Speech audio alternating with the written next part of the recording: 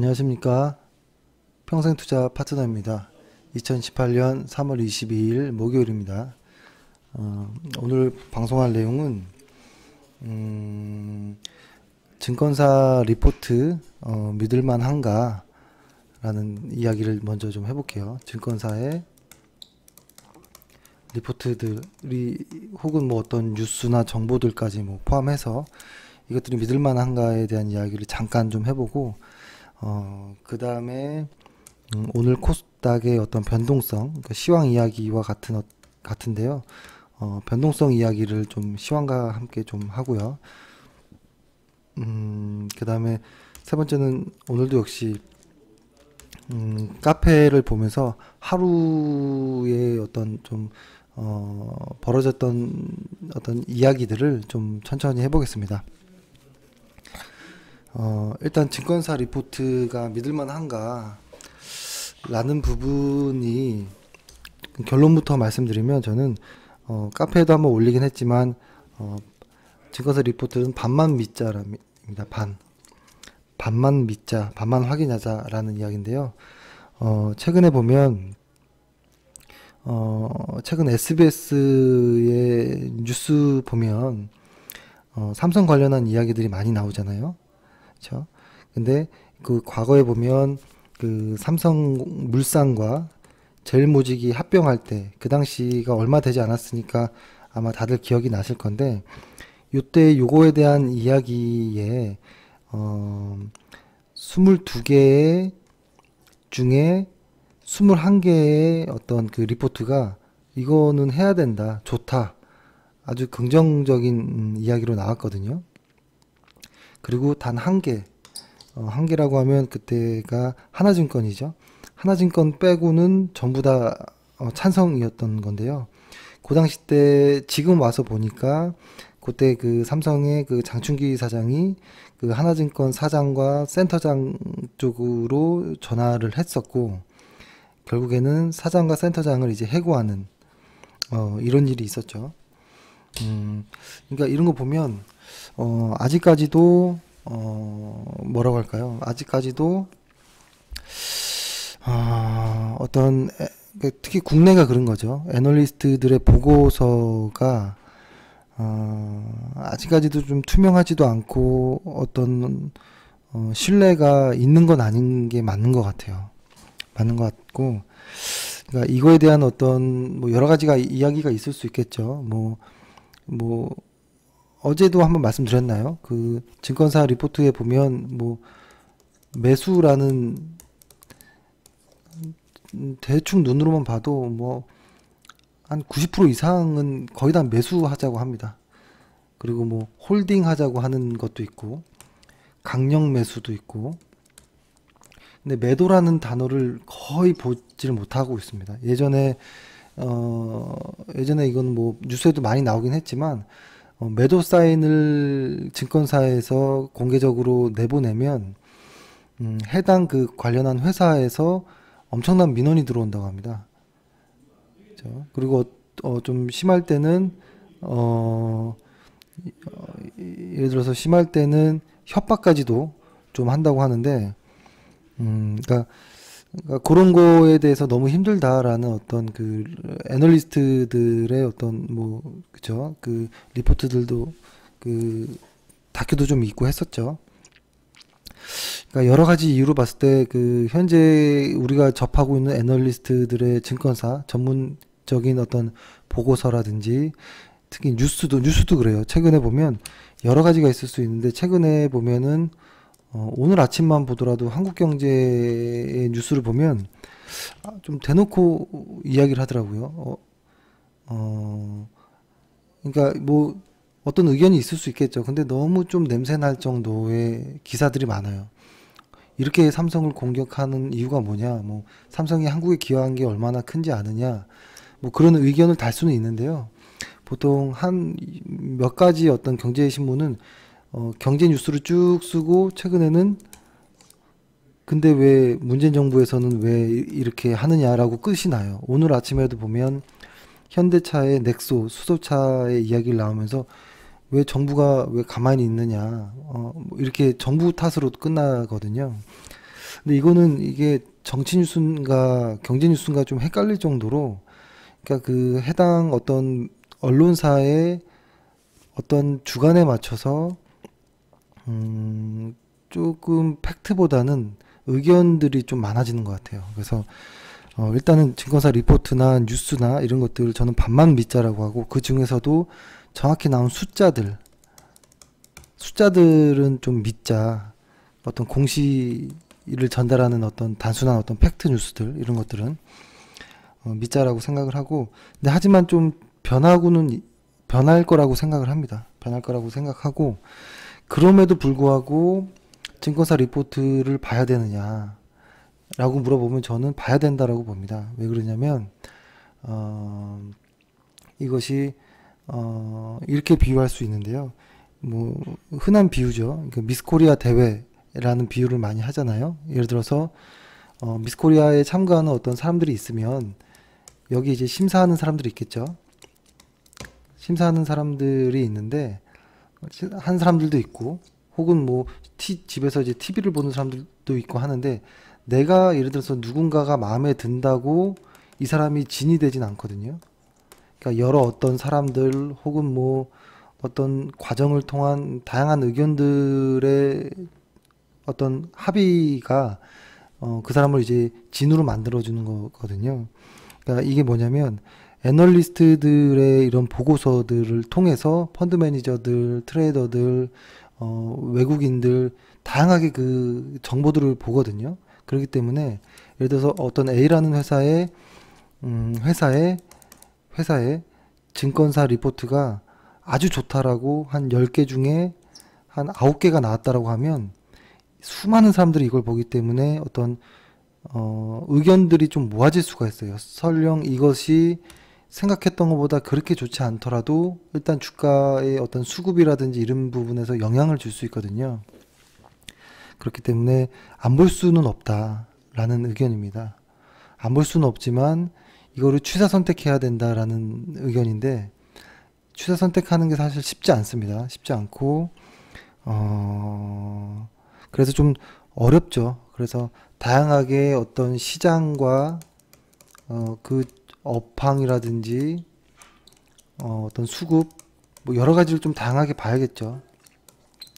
그래서 일단은 애널리스트들의 보고서가 아직은 투명하지 않고 신뢰가 있진 않아도 절반 정도는 좀 믿고 확인해 보자 라는 거고, 안 볼 수 있는 상황도 아니다 라는 겁니다. 그러니까 우리가 마치 20일 이동평균선을 사람들이 모든 차트에 다 깔아두고 보는 거와 마찬가지예요. 20일 이평선을 기준으로 보는 사람들이 많으면 여기서 마치 반등이 일어날 것 같고 지지가 될 것 같고 이러거든요. 근데 20일 이평선과 21일 이평선 혹은 19일 이평선을 같이 깔고 보시면 별로 차이가 안 나요. 그러면 20일 이평선은 맞고 19일 이평선은 틀리냐? 또 이것도 아니거든요. 그러니까 사람들이 많이 보는, 많이 의지하는, 심리적으로 많이 좀 영향을 줄 수 있는 이런 리포트들은 의심하면서라도 기분 좋진 않아도 가려가면서 확인해야 된다 라고 저는 생각합니다.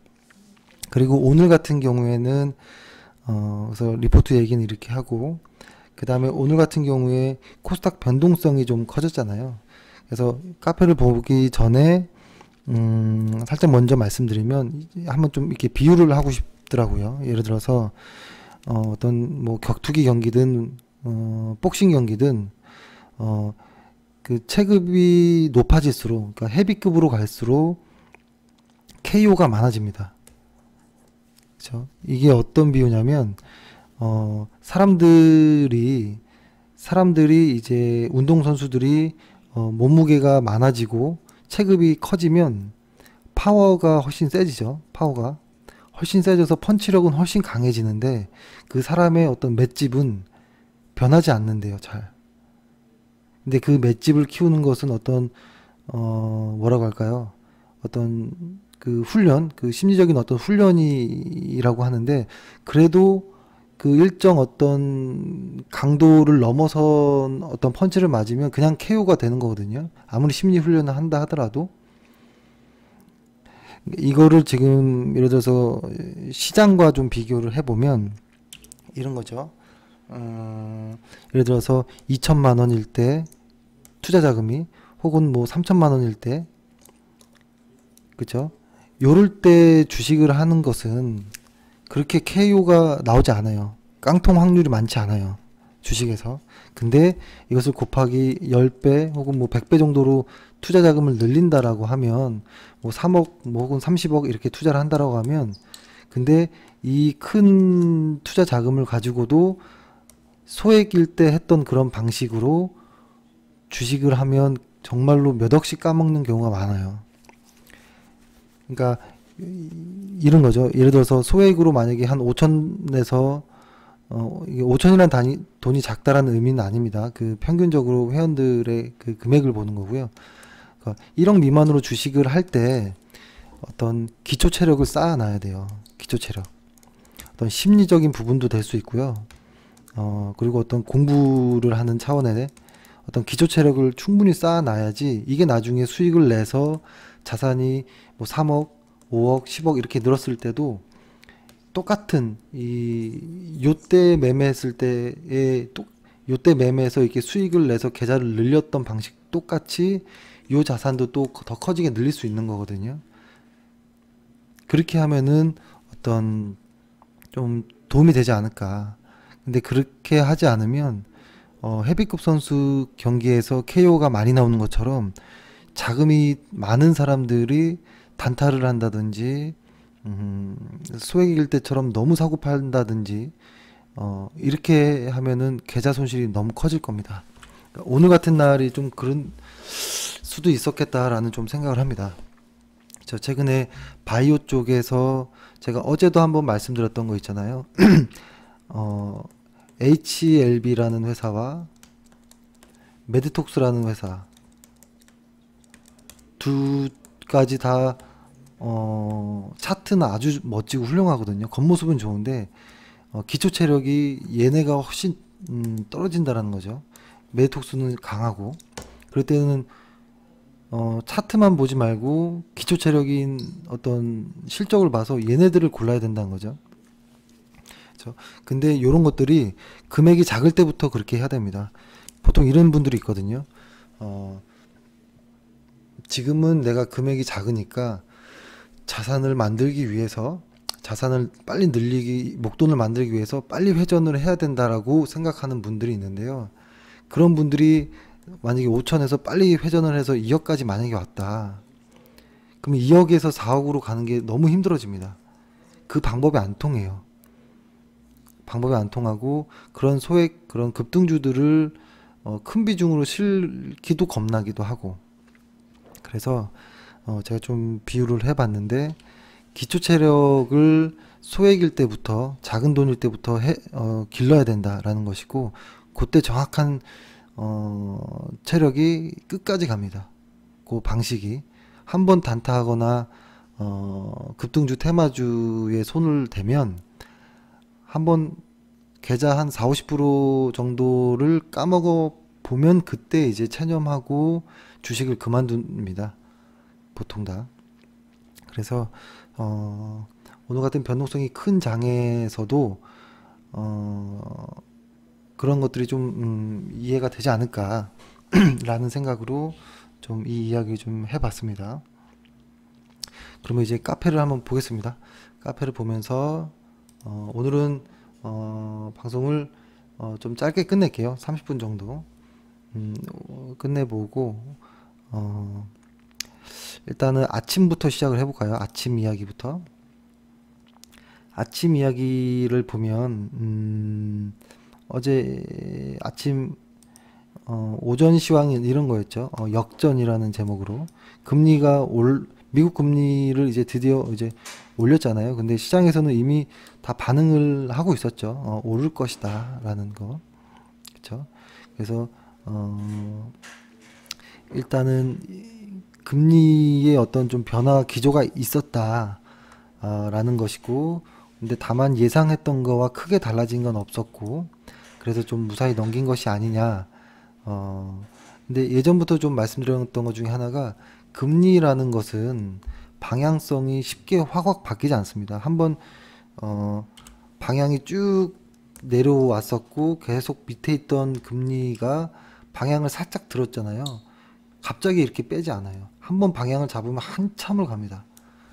그렇기 때문에 금리의 방향은 정해져 있다.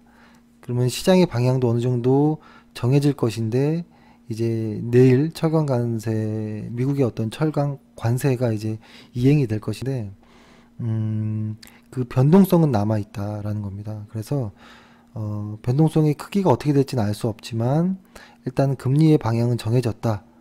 그러면서 일부 불확실성에 대한 것들은 해소가 되긴 했지만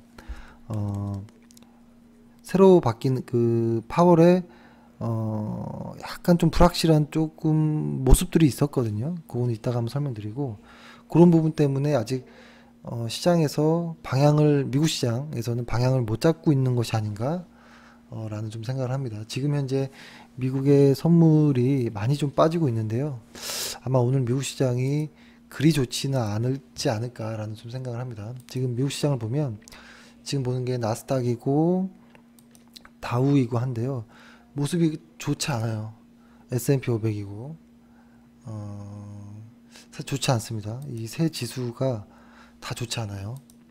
그래서 좀 걱정입니다. 현재 지금 한국의 코스피 지수도 오늘은 이런 모습이었죠. 약간의 어떤 그 고점과 저점의 어떤 절반 정도의 회복하는 이 구간에서 오늘은 기분 좋게 양봉으로 딱 나왔다가 이게 다시 좀 뱉어냈어요. 뱉어내면서 이런 도찌형의 어떤 캔들로 마감이 되는데요. 아마 내일의 방향이 좀 중요할 것 같아요. 그래서 도찌의 해석은 이렇게 저희는 이렇게 합니다. 상승 중인 과정에서 도찌 캔들이 나오면 일단 상승으로를 좀 볼 때가 있고요. 근데 상승 중인 과정에서 이 도찌 캔들 다음에 또 강한 어떤 하락이 나오면 시세가 좀 변할 수도 있겠다라는 의미를 좀 둡니다. 그래서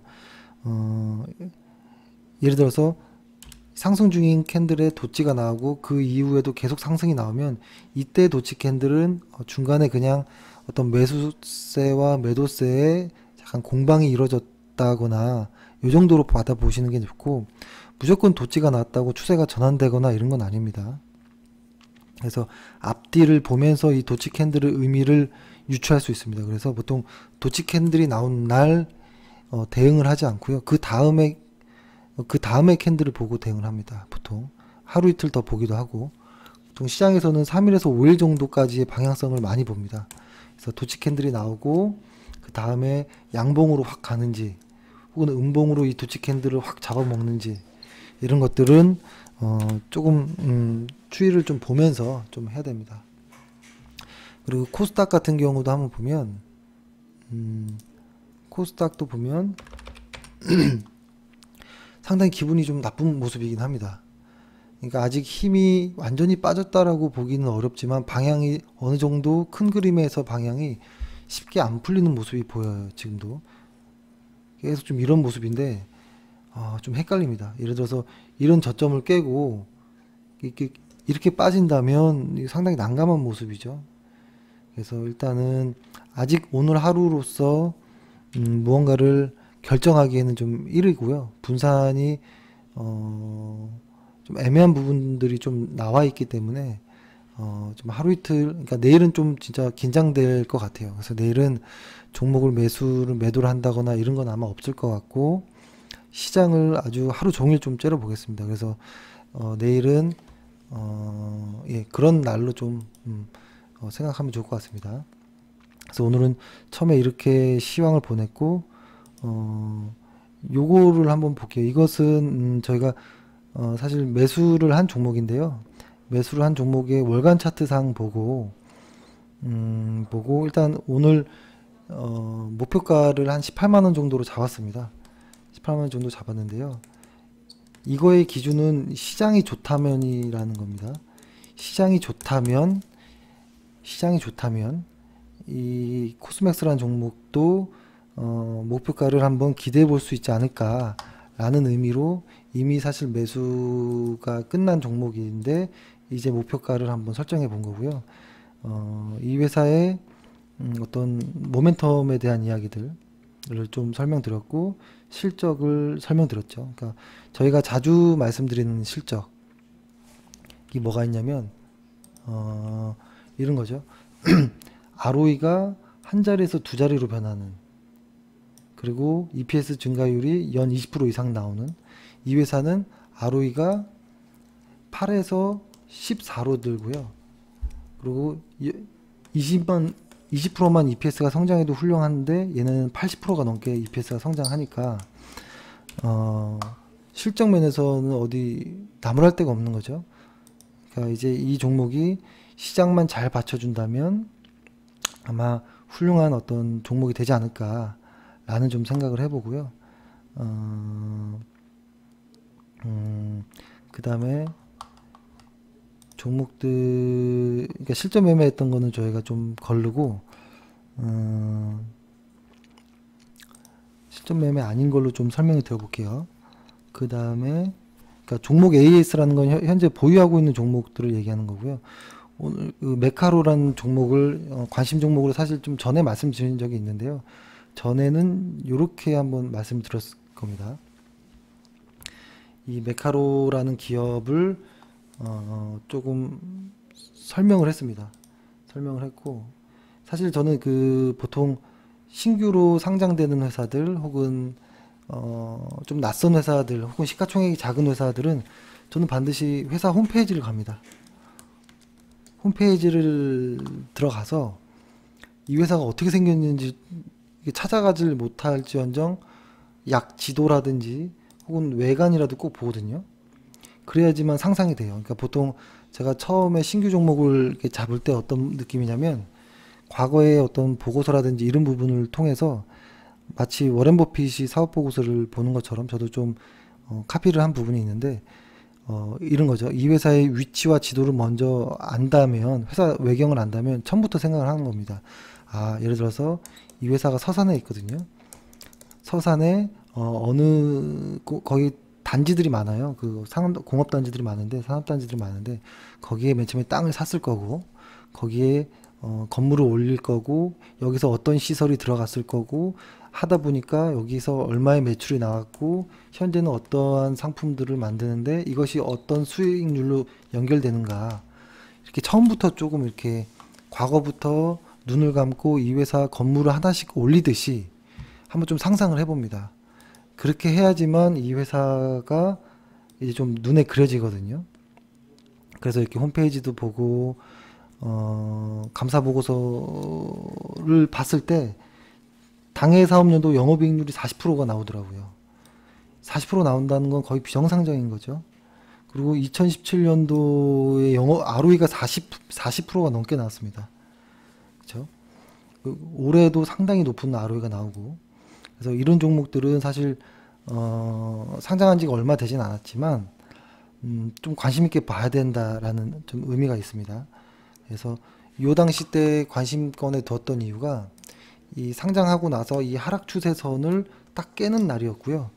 깨는 때 바로 매수하는 것이 아니고 깨고 지지받고 다시 상승할 때, 그때를 흔히 말해서 추세선 이탈 확인, 그러니까 하락 추세선을 이탈하고 상승 추세선으로 가기 위함인데 확인이 되었구나, 이제는 상승 추세가 좀 되려나, 이렇게 보는 거예요.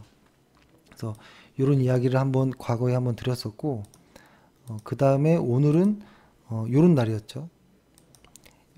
이 하락 추세선을 깨고 지지받고 가는 날. 근데 여기 제가 어떤 내용을 적었냐면 이런 내용을 적었습니다. 예를 들어서 저희 회원들한테 이런 이야기를 드렸는데요. 2018년도에 한 주식 책 중에서 좋은 책 10권을 일단 골랐거든요. 그래서 이거는 한번 읽어보자. 한 달에 한 권 정도씩 해서 그 중에 8번째로 소개드린 데이브 랜드리라는 책인데, 유명한 트레이더는 아니지만 배울 게 많은 트레이더거든요. 근데 이 사람의 매도 방식으로 따지면 아마 데이브 랜드리였다면 메카로를 매수하지 않았을까 라고 보는 관점에서 그 공부하는 관점에서 한번 좀 달아봤습니다. 달아봤고 여기 링크를 누르면 이렇게 쭉 해놨습니다. 이렇게 이번 연도에 읽어야 될 책들 10권을 이렇게 저희가 한번 순위를 한번 정해봤는데요. 한번 순서대로 읽으시는 거를 한번 추천드릴게요. 순서대로 한번 읽어보시고 꽤 도움이 되실 겁니다. 이렇게 해서 메카로라는 종목 오늘 아주 느낌이 있는 종목이었고요. 그 다음에는 아마 이걸 보셨을 건데요. 오늘 그 상승 하락 그 반격형에 대한 어떤 실제 사례들을 동영상으로 제작한 부분 한번 보시면 좋을 것 같고, 그 다음에 피터 린치가 이제 선호하는 기업들을 설명하는 내용들, 이거 아주 좋은 내용들입니다. 한번 보시면 좋을 것 같습니다. 그 다음에 실적 관심주로 오늘은 여러 번 소개 드렸던 내용입니다.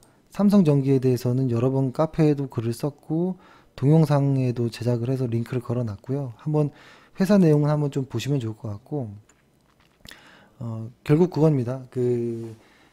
리포트의 내용은 MLCC가 결국에 우려와 다르게 공급 부족이 심화될 것이다. 왜냐면 계속 필요로 하는 쓰임새가 많아지기 때문에라는 것이죠. 그렇죠? 그래서 긍정적으로 보자라는 것이고, 그런 관점에서 수급의 이야기를 한번 좀 여기다 넣어 놔봤고요. 그러니까 삼성전기 같은 경우에는 이런 모습이었죠. 삼성전기 저희가 상당히 많이 이야기를 했었죠. 과거부터. 언제부터 했었냐면, 한번 좀 줄여서 볼게요. 아이고. 삼성전기는 이때부터 이때가 마지막 그 정점이다라는 이야기를 한번 드리고, 그 다음에 이 선을 박스권을 뚫지 않으면 매매 안 하는 것이 좀 안전하지 않을까, 뭐 이런 이야기를 좀 드렸습니다. 그리고 나서 하락을 하고 나서 이제 다시 반등을 하는 이런 과정인데요. 일단 주식이 상승을 하려면 하락했던 것이 상승을 한다거나 혹은 상승 중에 횡보했던 것이 상승을 하려면 조건들이 일단 실적이 좋아야 되는 것이고, 그 실적 좋은 것을 보고 누군가가 매수를 해야 되는 것이죠.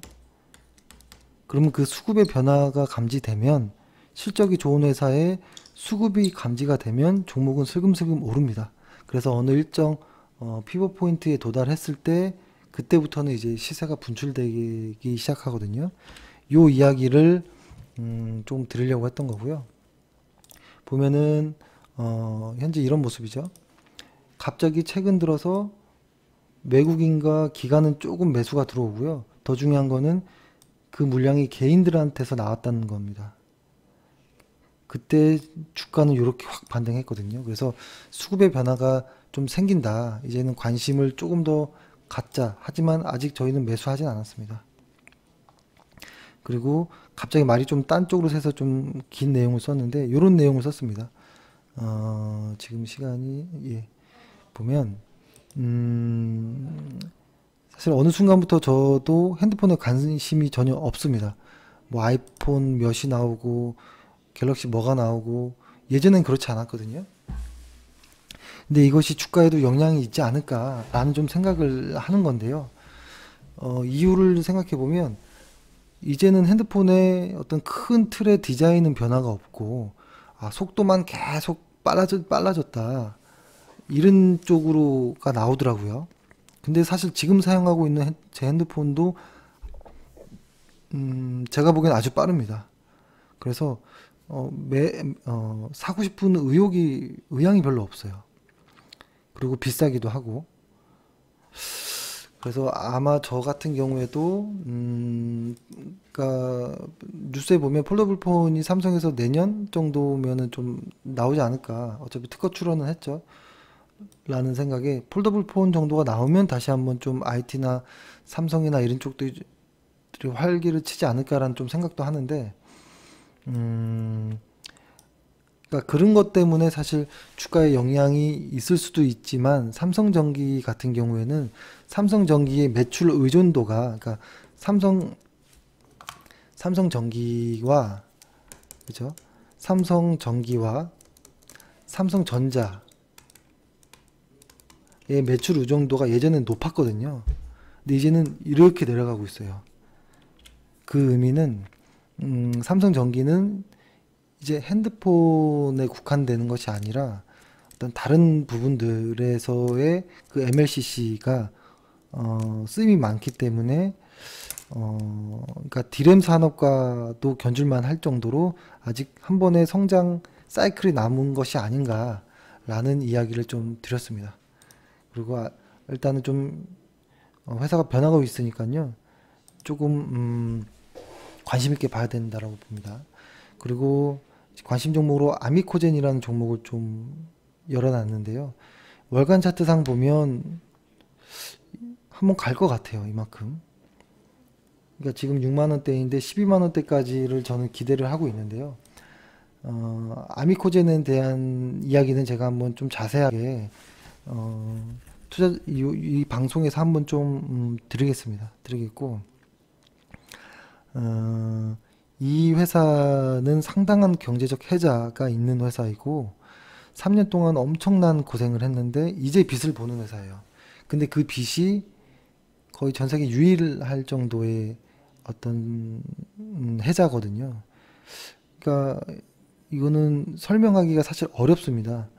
어려운 내용도 많고 하지만 일단 수급의 의미로만 보면 수급의 변화가 많이 생겼다라는 것이고 이게 보면 그러니까 요 당시 때 분명히 바닥을 보였고 수급의 변화들이 외인과 기관이 올라가고 개인이 이렇게 파는 이 수급이 주가는 끌어당겨 주잖아요. 그죠? 근데 이때까지도 사실은 좀 의심이 많았습니다. 왜냐면 아직까지 그때 요 당시 바닥일 것만 하더라도 해소되지 않은 조금 의문점들이 있었거든요. 근데 이제는 다 해소된 것 같아요.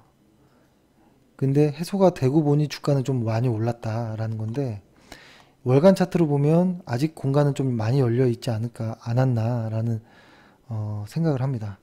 그래서 일단 이 회사에 대해서 이번에는 한번 좀 눌림이 오거나 하면 좋은 자리에서 한번 좀 도전을 해볼까 라는 생각을 좀 합니다. 아직 지금 매수하거나 이런 단계는 아닙니다. 그리고 전체적으로 보면 그 다음에 저희는 오늘 거의 마지막으로 추가 매수를 했습니다. 여기 추가 매수를 했고요. 지금 현재 저희 주식 비중은 92%가 됐습니다. 그리고 어제 있었던 미국 3월 그 FOMC 회의의 어떤 결과를 좀 정리한 부분인데요.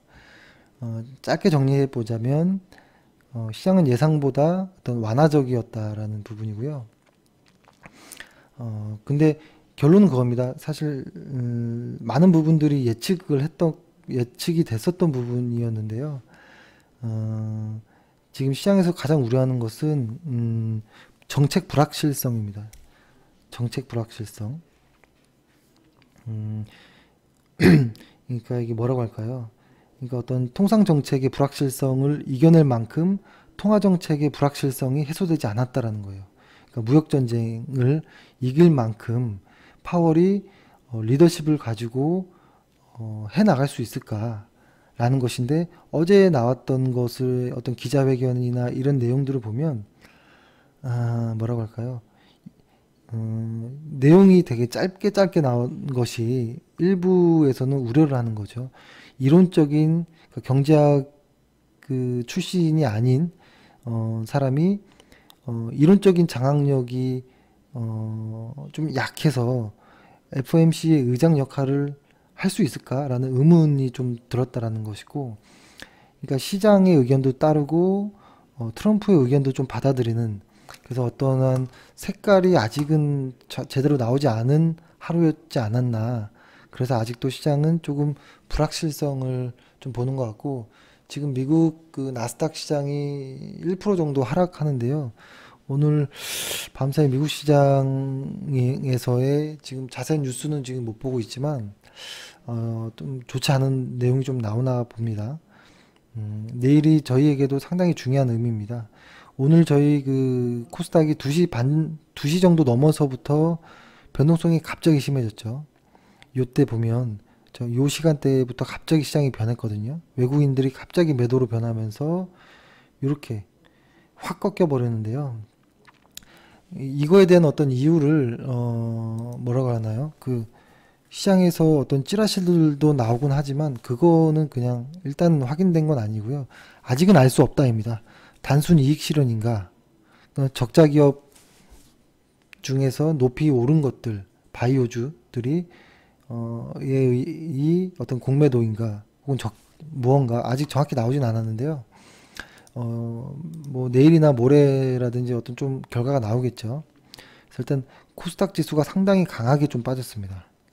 강하게 빠졌고 상당히 기분 나쁜 모습입니다. 거래량도 증가했고 코스닥에서의 그날, 예를 들어서 그날이 요때였잖아요. 이때 코스닥의 추세가 전환되었다라고 이야기를 하고 나서 그 이후부터는 여러 번의 분산 비스무리한 게 나왔지만 그 코스닥의 그날의 가격대를 돌파했거든요. 그래서 이제 그때부터는 카운트를 새로 하는데 그때부터 따지면 2번 정도의 분산이에요. 코스피는 4번 정도의 분산이 나왔고, 그러니까 코스피는 4번, 코스닥은 2번 정도. 근데 이것들도 확신이 가는 분산이 있고 좀 미심쩍은 것들도 있거든요. 그래서 조금 더 연구를 해봐야 될 것 같아요. 조금 더 째려봐야 될 것 같고 내일의 시장이 상당히 긴장됩니다. 그래서 오늘 보면 코스닥이 상당히 많은 큰 폭으로 하락을 했습니다. 신라젠 9%가 빠졌고, 그렇죠? 차바이오텍도 많이 빠지고, 많이 빠졌네요. 그죠? 상당히 많이 빠졌는데, 그리고 코스피에서는 도치 캔들이 나왔고, 그래서 아주 기분 나쁜 모습이다. 그때 제가 한 2주 전쯤인가요? 일목상으로 봤을 때 19일에서 그러니까 그때 그랬죠. 이번 주 월요일에서 수요일 요 사이때가 중요한 변곡이 될 것이고 일목균형표 상에서입니다. 일목상에서 그날이 지나고 났을 때를 보자라고 했는데 그날이 지났을 때가 오늘이었거든요. 근데 오늘을 코스피에서 도치가 나왔습니다. 상당히 애매하죠. 그래서 아마 내일도 시장을 더 봐야 될 것이고요. 내일은 매수나 이런 것들을 좀 자제하고 조금 관망하는 것이 어떤가 싶습니다. 예, 일단 시장은 이것으로 좀 정리를 끝내보고요. 오늘 시장에 좀 종목이나 이런 부분에 이야기를 좀 드리고 싶었지만 오늘은 너무 많은 변화가 있었기 때문에 일단 내일 좀 집중적으로 시장을 좀 깊게 연구를 좀 더 해보고 꼼꼼하게 보겠고요. 다시 한번 또 방송이나 카페에서 글로 좀 남기겠습니다. 오늘 하루 고생 많으셨습니다. 감사합니다.